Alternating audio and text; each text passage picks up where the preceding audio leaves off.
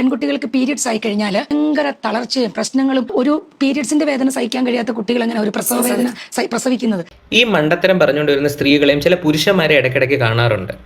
ഒന്നാമത്തെ കാര്യം, period പെയിനെയും labour പെയിനെയും തമ്മിൽ കമ്പയർ ചെയ്യേണ്ട യാതൊരുവിധ ആവശ്യമില്ല. ഫിസിയോളജിക്കലി ചെറിയ സിമിലാരിറ്റീസ് ഉണ്ടെന്ന് ഒഴിച്ചു കഴിഞ്ഞാൽ both are for entirely different purposes. രണ്ടാമത്തെ കാര്യം, പീരീഡ് പെയിൻ എന്ന് പറയുന്നത് ലേബർ പെയിന് വേണ്ടിയുള്ള എൻട്രൻസ് ടെസ്റ്റ് ഒന്നും അല്ല. പീരീഡ് പെയിൻസ് എന്ന് പറയുന്നത് ഓരോ ആൾക്കാർക്കും ഓരോ രീതിയിലാണ്. ചില ആൾക്കാർക്ക് it's just a part of the routine, അവർക്ക് പീരീഡ്സ് വരുന്നു പോകുന്നു. എന്നാൽ വേറൊരു സെറ്റ് ഓഫ് ആൾക്കാരുണ്ട്, അവരുടെ period pains is just excruciating.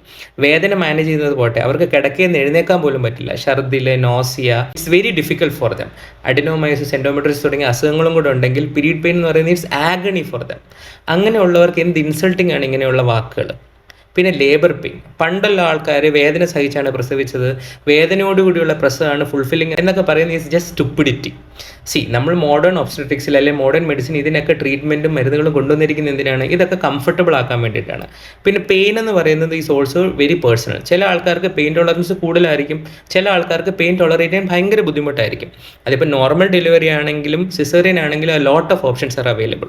Epidural മുതൽ ഇനി സിസേറിയൻ്റെ സമയത്ത് അനസ്തീഷ്യ കൊടുക്കുന്നു, ഇനി പോസ്റ്റ് ഡെലിവറി നോർമൽ ആയിക്കോട്ടെ സിസേറിയൻ ആയിക്കോട്ടെ, പല രീതിയിലുള്ള pain management options are available. ലേബറും ബർത്തും ഏറ്റവും കംഫർട്ടബിൾ ആക്കുക എന്നുള്ളതായിരിക്കണം നമ്മുടെ ലക്ഷ്യം.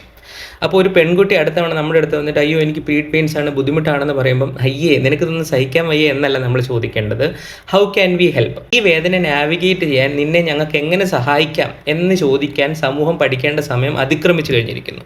Period pains are a very personal thing. അപ്പോൾ ഒരാൾ നമ്മളോട് അതിൻ്റെ ബുദ്ധിമുട്ടുകൾ ഷെയർ ചെയ്യുമ്പോൾ we should make an atmosphere where they are comfortable about sharing that and we help, അല്ലെങ്കിൽ we guide them towards seeking help.